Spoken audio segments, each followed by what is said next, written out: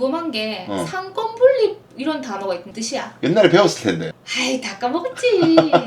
삼권은 입법, 사법, 행정 세 가지 권력을 얘기해. 아, 들어본 것 같아. 그렇지. 이게 원래 한 사람한테 다 있었는데 왕에게 다 있었지. 이 그치. 권력이 왕의 권력을 해체해서 세 기구에게 나누자. 권력 기관을 나누자. 이런 취지야. 삼권. 왜 권력이 한 사람한테 집중되면 당연히 지 마음대로 행사하겠지. 아 그렇지. 내가 예를 들어 볼게. 지금 우리나라에는 살인죄가 있잖아. 사람을 살해한 자는 5년이 무기 또는 사형에 처한다. 이런 형법 규정이 있단 말이야.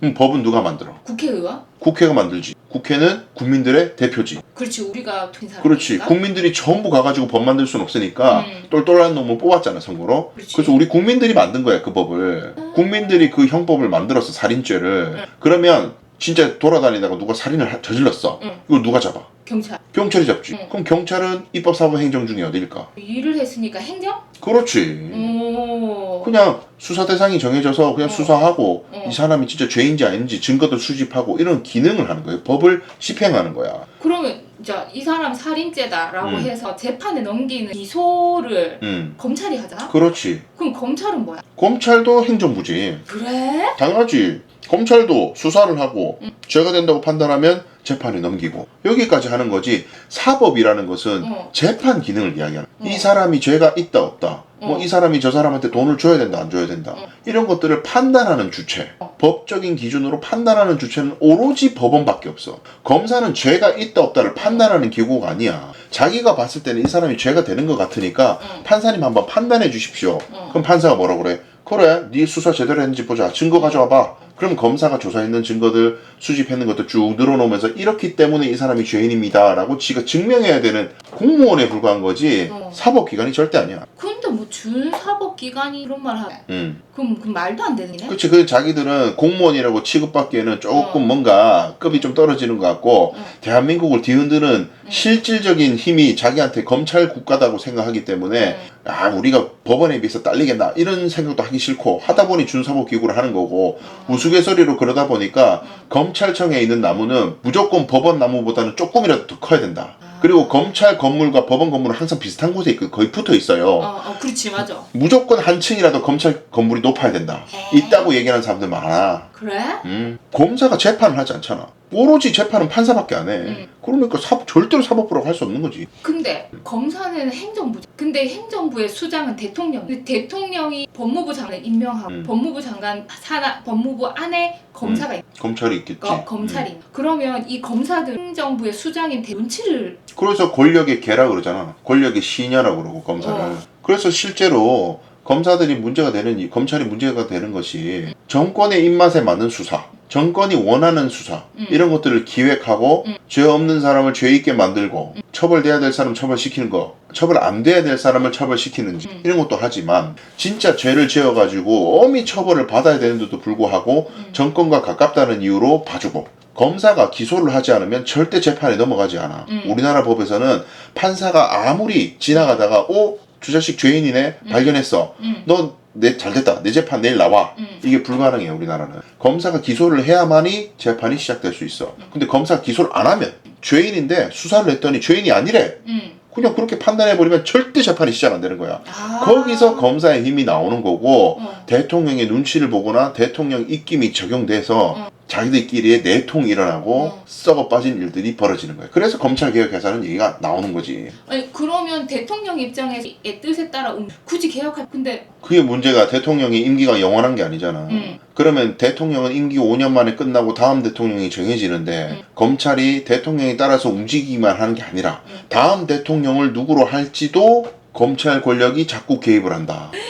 다음에 선거 나올 사람이 누군지 유력 주자가 누군지를 고민해가지고 저 사람일 것 같다. 근데 우리 검찰에 이익이 안 되는 사람인 것 같아.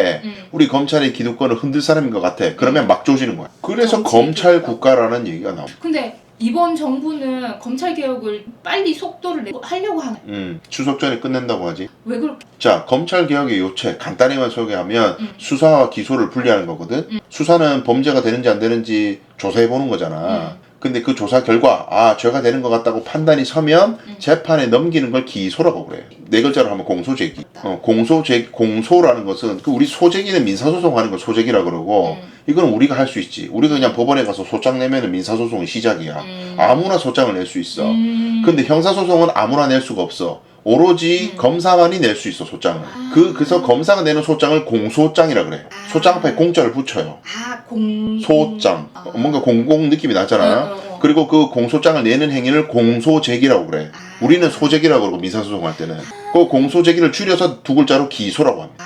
그렇게 되는 거야, 용어는. 그럼 검사만 공소. 그렇지. 지금도. 그렇지. 지금 이제 공수처에서 아주 일부만 기소할 수 있는 게 생겼지만 기소 독점주의라고 해가지고 아주 오랫동안 헌법이 만들어지고 형사소송법이 만들어진 이래 지금까지 계속해서 이 기소 독점주의는 거의 초롱성처럼 지켜주고. 그러면 이번 대부가 할 어떤 방향? 일단 기소와 수사를 분리하자는 거야. 검사가 기소도 하고 수사도 하고 이것 때문에 문제가 생긴다는 거야. 그 문재인 전 대통령 당시에도 이 기소 분리, 수사 분리하는 거 하려고 했었. 문재인 대통령뿐만이 아니고 노무현 대통령 때도 있었고 그 전부터 이게 20년 넘었어. 적어도 30년 가까이는 아이디어를 내봤고 20년 전부터는 하자 했는데 계속 못했어. 와. 근데 이거 간단하다. 검찰은 공무원이라고 그랬잖아. 공무원들은 법의 적용을 받잖아. 그렇지. 법만 바뀌면 끝나는 거야. 법에서 검사 당신은 수사할 권한 없어. 빼버리면 끝이야 그걸로. 그럼 너무 국회에서 간단해. 법을 만드는 국회에서 움직여주면 아니야? 끝나는 거지. 근데 왜 못했을까 국회의원들이? 이걸 잘 봐야 되나. 국회의원들이 왜 못하냐면은 자 문재인 대통령 때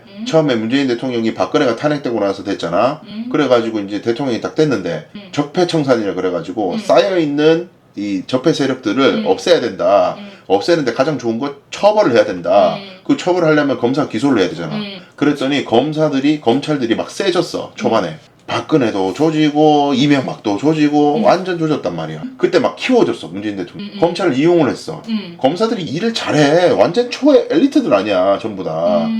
일을 잘하고 적들을 다 없애주니까 신나가지고 키워줬단 말이야. 근데 정권 초반에는 잘 들던 칼이 잘 우리가 갈아줬던 그 칼이 정권 중반을 지나면서 이 칼이 문재인을 찌르는 칼로 돌아오는 거야. 왜냐? 이제 이 검찰은 검찰 개혁이라는 말이 나오는 순간 협박을 하는 거야. 너희들 죄를 내가 다 안다. 이때까지는 내가 너희들에게 협력했지만 너희들과 가까이 지내는 동안 내가 청와대에 많은 비리들을 캤어. 혹은 이런 거 가지고 내가 스토리를 만들 수 있어. 그래서 너희들 조지겠어. 라고 역습을 하는 거지. 그러면은 민주당 의원들이 쫄릴 거 아니야. 나도 당할 수 있잖아. 그러니까 전부 다 하는 얘기가 뭐야? 수사 기소 분리하면 좋지만 아직까지 그 수사권을 떼가지고 경찰에 다 넘기기에는 경찰이 아직까지 준비가 안 됐다. 시기상조다. 조금 더 지켜봐야 된다. 준비가 되면 해야 된다. 이딴 식으로 미루다가 끝난 거야. 야, 그 역습에 대표적으로 당한 사람이 누구야? 조국이야. 와. 아 그래서 와 너무 무섭다. 그래서 이재명 대통령은 어떻게 얘기하느냐? 추석 전에 끝내겠다. 올해? 민주당, 그렇지. 민주당도 그 얘기 계속하고 있어. 추석 전에 끝낸다. 정권 초기에 하지 않으면 검찰개혁은 절대로 성공할 수가 없는 거야. 아 이런 거네. 그렇지. 지금도 봐라. 윤석열이 저런 식으로 처벌되고 어쩌고 하지만 모든 걸 다 특검으로 할 수 없기 때문에 또 국민의힘 의원들이나 그 밑에 있는 떨거지들이 처벌을 못 받으면 검찰들이 또 설쳐가지고 우리들이 잘 조져줄게요. 우리 쓰세요. 이래가지고 유혹을 하는데 그 칼을 덥석 잡는 순간 문재인 대통령의 시즌2가 될 수도 있기 때문에 헛소리 하지 마라. 우리 검찰 너네들은 분명히 해체된다. 이제 수사 권한은 다 여러 기관에 분리해서 경찰한테도 주고 중대한 뭐 공무원도 높은 공무원 사건은 공수처한테 주고 뭐 등등등등 여러 기관에게 수사권을 분리해. 미국도 그런 식이야. 하여튼 기소만 해. 그래서 검사라는 이름도 없애. 너희들은 검사가 아니라 이제 기소관이야. 기소관. 공소관이야. 공소관. 이런 아이디어들이 나오는 거야. 그리고 부당하게 기소를 안 할 때 뭔가 예를 들면 내가 피해를 입어가지고 우리 집에 도둑이 들어서 고소를 했는데 알고 보니 도둑놈이 막 저기 위에 있는 국회의원 아들이야. 그래가지고 막 검사가 기소를 안 해. 걔를 봐준답시고. 이런 일이 일어나면 우리가 이의 신청할 수 있는 여러 가지 절차가 있는데 수사와 기소가 분리되지 않으면 예를 들면 내가 국회의원 아들을 고소를 했을 때 얘네들이 수사 자체를 부실하게 하는 거야. 수사 자체를 부실하게 하고 부르지도 않아. 국회의원 아들 소환도 안 해. 그러다가 1년, 2년 캐비넷에 짱 막아놓고 있다가 증거 불충분, 기소 못하겠어. 이렇게 되기 때문에 기획 수사를 한다고. 스토리를 만들어내기도 하지만 스토리를 축소시키기도 해. 그러네. 아 그게 케빈. 그러니까 이것만 분리시켜도 굉장히 많은 부분들이 바뀔 것이다. 그럼 검찰은 만약에 되면 기소만 한. 그렇지. 오로지 너희들은 기소만 하고 기소가 되면 재판이 시작되면은 판사 앞에서 재판 수행을 해야 될 거 아니야. 저 증거가 이런 게 있습니다. 증인신문할 때도 검사도 신문 주문하거든. 그런 재판 업무를 수행하라 이거야. 너네들이 그 업무 하라 이거야. 수사는 손도 대지 말라 이거야.